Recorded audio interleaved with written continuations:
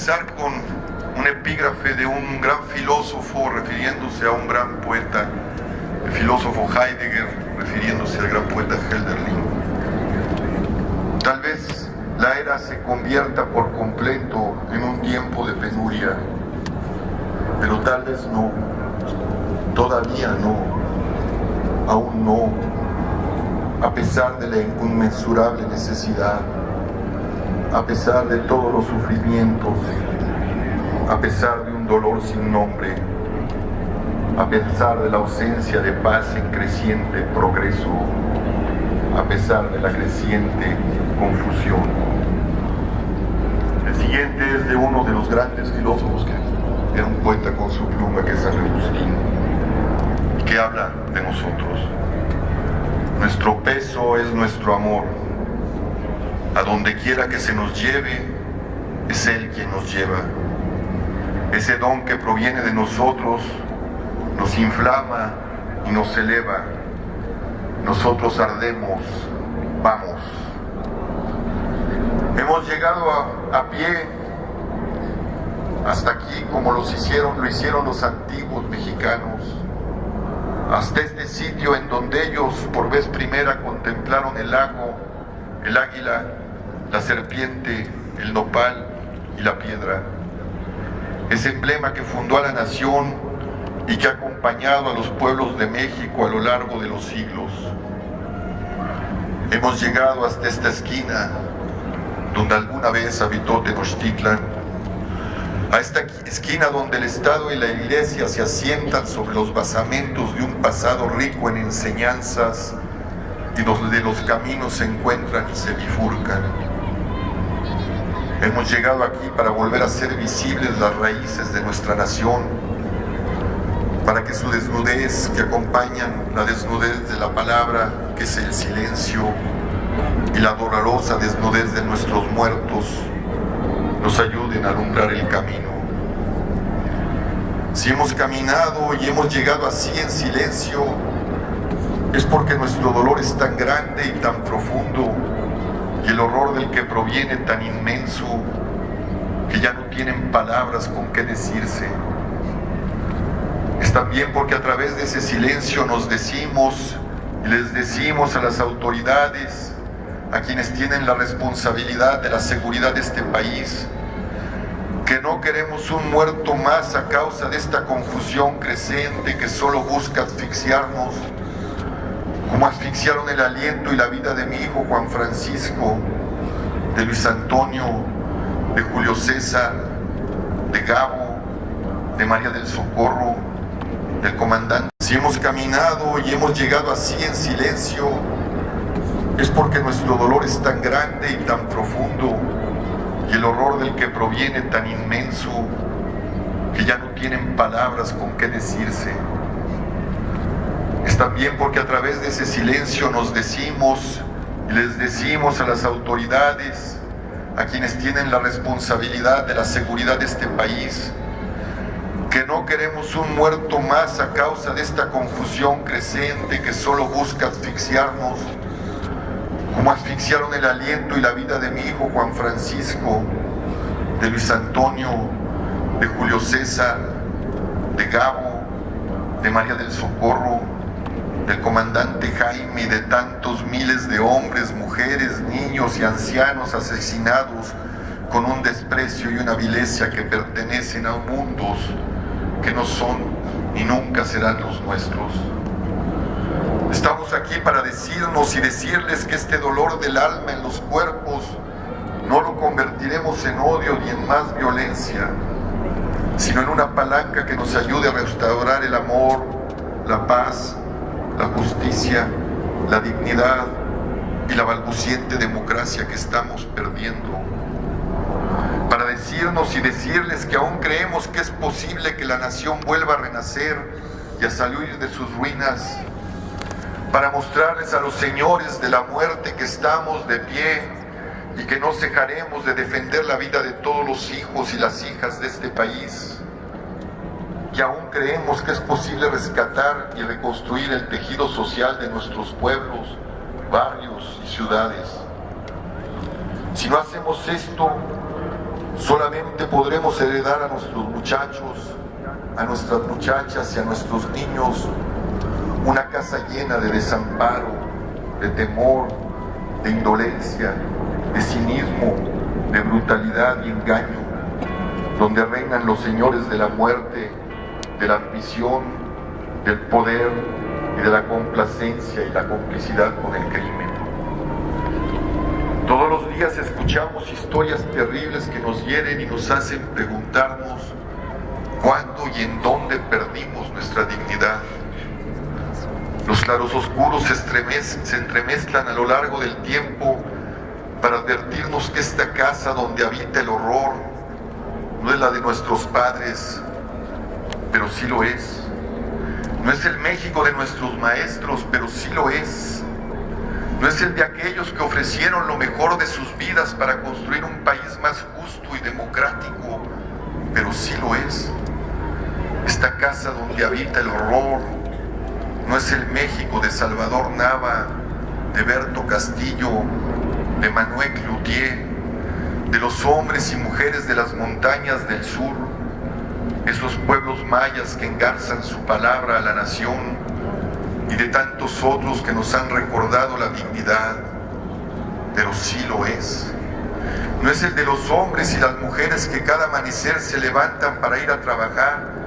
y con honestidad sostenerse y sostener a sus familias, pero sí lo es.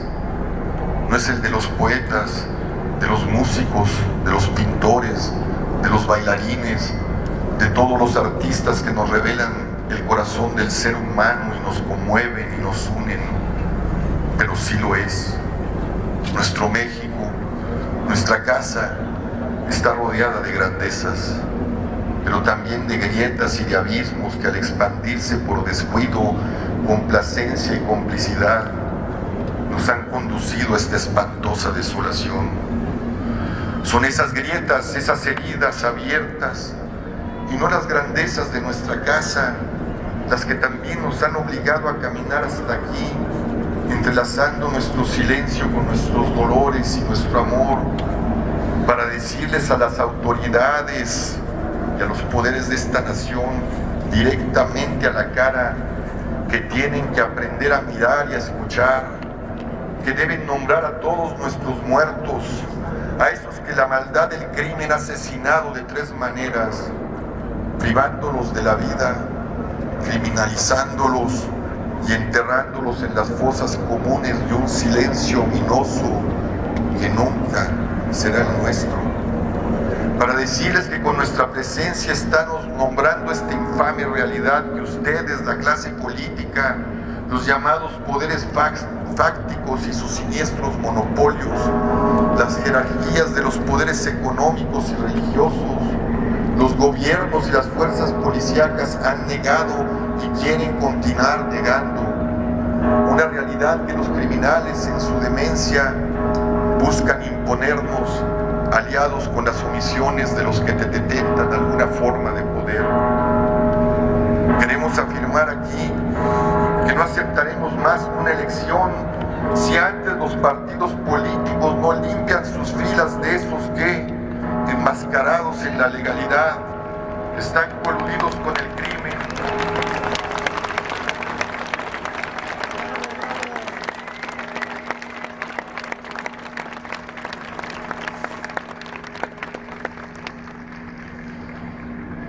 Y tienen al Estado maniatado y cooptado al usar de sus instrumentos para erosionar las mismas esperanzas de cambio de los ciudadanos. ¿O a dónde estaban los partidos, los alcaldes, los gobernadores, las autoridades federales, el ejército, la armada, las iglesias, los congresos, los empresarios? ¿Dónde estábamos todos cuando los caminos y carreteras que llevan a Tamaulipas se convirtieron en trampas mortales para hombres y mujeres indefensos, para nuestros hermanos migrantes de Centroamérica? ¿Por qué nuestras autoridades y los partidos han aceptado que en Morelos y en muchos estados de la República gobernadores señalados públicamente como cómplices del crimen organizado permanezcan impunes y continúen en las filas de los partidos y a veces en puestos de gobierno.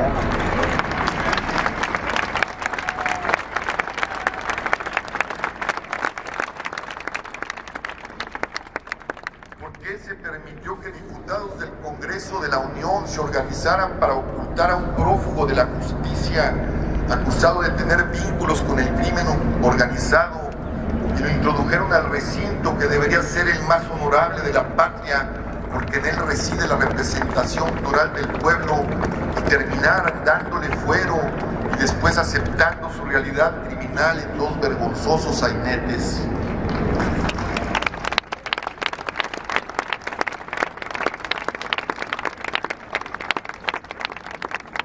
¿Por qué se permitió al presidente de la República y por qué decidió lanzar al ejército a las calles en una guerra absurda que nos ha costado 40,000 víctimas y millones de mexicanos abandonados al miedo, a la incertidumbre?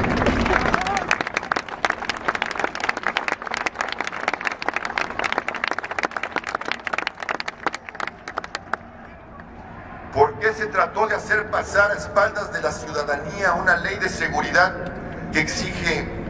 hoy más que nunca una amplia reflexión, discusión y consenso ciudadano? La Ley de Seguridad Nacional no puede reducirse a un asunto militar. Asumida así es y será siempre un absurdo. La ciudadanía no tiene por qué seguir pagando el costo de la inercia e inoperancia del Congreso y sus tiempos convertidos en chantajes administrativos y banal cálculo político.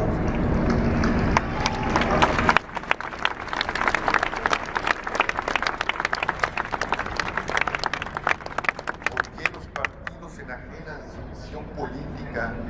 impiden la reforma política y bloquean los instrumentos legales que permitirían a la ciudadanía una representación digna y eficiente que controle todo tipo de abusos. ¿Por qué en ella no se ha incluido la revocación del mandato, ni el voto blanco, ni el plebiscito?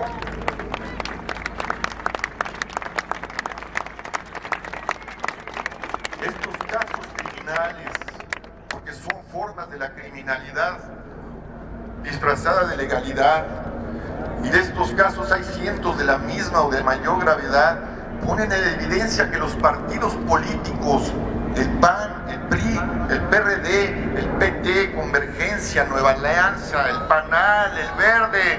se han convertido en una partidocracia de cuyas filas emanan los dirigentes de la nación. En todos ellos hay vínculos con el crimen y sus mafias a lo largo y ancho de la nación. Sin una limpieza honorable de sus filas y un compromiso total de la ética política, los ciudadanos tendremos que preguntarnos las próximas elecciones por qué cártel y por qué poder fáctico tendremos que votar.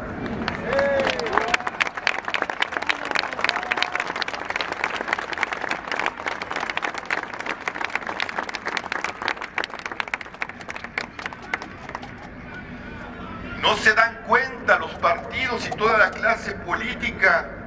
de que con ellos, con esa forma, están horadando y humillando lo más sagrado de nuestras instituciones republicanas,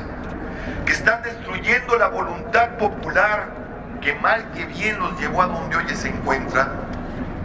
Los partidos políticos debilitan nuestras instituciones republicanas, las vuelven vulnerables ante el crimen organizado y sumisas ante los grandes monopolios. Hacen de la impunidad un modus vivendi y convierten a la ciudadanía en rehén de la violencia imperante. Ante el avance del AMPA vinculada con el narcotráfico, el Poder Ejecutivo asume, junto con la mayoría de la mal llamada clase política, que hay solo dos formas de enfrentar esa amenaza: administrándola ilegalmente, como solía hacerse y se hace en muchos lugares, o haciendo legal la guerra con el ejército en las calles, como hoy sucede. Ignoran que la droga es un fenómeno histórico que, descontextualizado del mundo religioso al que servía y sometido ahora al mercado y sus consumos, debió y debe ser tratado como un problema de sociología urbana y de salud pública, y no como un asunto criminal que debe de enfrentarse con la violencia.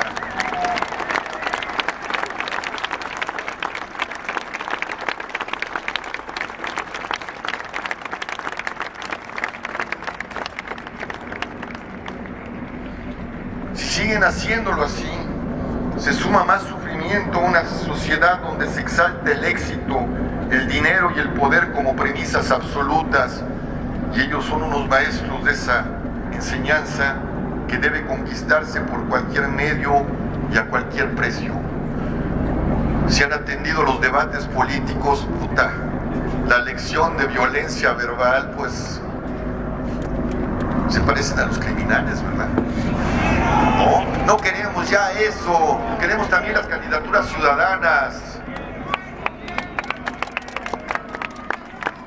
Este clima, he dicho, ha sido tierra fértil para el crimen que se ha convertido en cobros de pisos, secuestros, robos, tráfico de personas y en complejas empresas para delinquir y apropiarse del absurdo modelo económico de tener siempre más a costa de todos. A esto, ya de por sí terrible, se agrega la política norteamericana. Su mercado millonario del consumo de la droga, sus bancos y empresas que lavan dinero con la complicidad de los nuestros, y su industria armamentista, más letal por contundente y expansiva que las drogas, cuyas armas llegan a nuestras tierras, no solo fortalecen el crecimiento de los grupos criminales, sino que también los proveen de una capacidad inmensa de muerte. Los Estados Unidos han diseñado una política de seguridad cuya lógica responde fundamentalmente a sus intereses globales,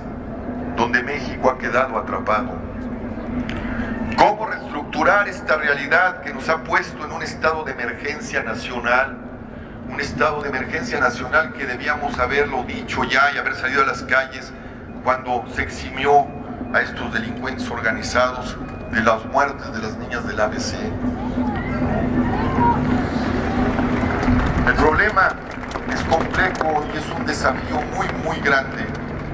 pero México no puede seguir simplificándolo y menos permitir que esto ahonde más sus divisiones internas y nos fracture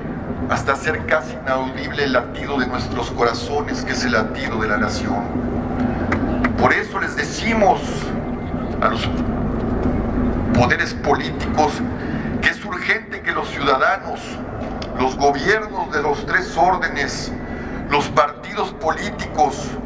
los campesinos, los obreros, los indios, los académicos, los intelectuales, los científicos, los artistas, las iglesias, los empresarios, las organizaciones civiles, hagamos, como ya se leyó, lo que yo llamo un pacto, es decir, un compromiso fundamental de paz con justicia y dignidad que le permita a la nación rehacer su suelo.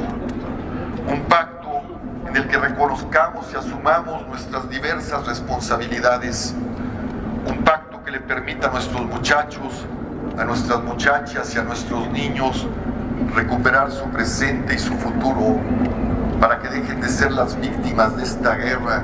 o el ejército de reserva de la delincuencia. Por ello, es necesario que todos los gobernantes y las fuerzas políticas de este país se den cuenta que están perdiendo la representación de la nación que emana del pueblo, es decir, de los ciudadanos como los que hoy estamos reunidos en el Zócalo de la Ciudad de México y en otros estados de la República. Si no lo hacen y se empeñan en su ceguera, no solo las instituciones quedarán vacías de sentido y de dignidad, sino que las elecciones del 2012 serán las de la ignominia. Una ignominia que hará más profunda las fosas en donde, como en Tamaulipas y Durango, están enterrando la vida del país. Estamos pues ante una encrucijada sin salidas fáciles, porque el suelo en el que una nación florece y el tejido en el que su alma se expresa están deshechos. Por ello, el pacto a que convocamos después de recoger muchas respuestas de la sociedad civil y que ya ha sido leído, se firmará en el centro de Ciudad Juárez el rostro más visible de la destrucción nacional y de lo que puede convertirse en todo el país. Y de cara a los nombres de nuestros muertos, lleno de un profundo sentido de lo que una paz digna significa. Antes de darlo a conocer, bueno, ya lo dieron a conocer, antes de leer, antes de escuchar al poeta David Huerta leer, yo quisiéramos un silencio más de 5 minutos en memoria de nuestros muertos, de la sociedad cercada por la delincuencia y un Estado cooptado y omiso, y como una señal de la unidad y de la dignidad de nuestros corazones, que llama a todos a refundar a la nación. Hagámoslo así, porque el silencio es el lugar en donde se recoge y brota la palabra verdadera. Es la hondura profunda del sentido, es lo que nos hermana en medio de nuestros dolores, es esa tierra interior y común que nadie tiene en propiedad, y del que, si sabemos escuchar, puede nacer la palabra como la poesía que nos dará David, que permita decir otra vez con dignidad y una paz justa el nombre de nuestra casa, México. Gracias.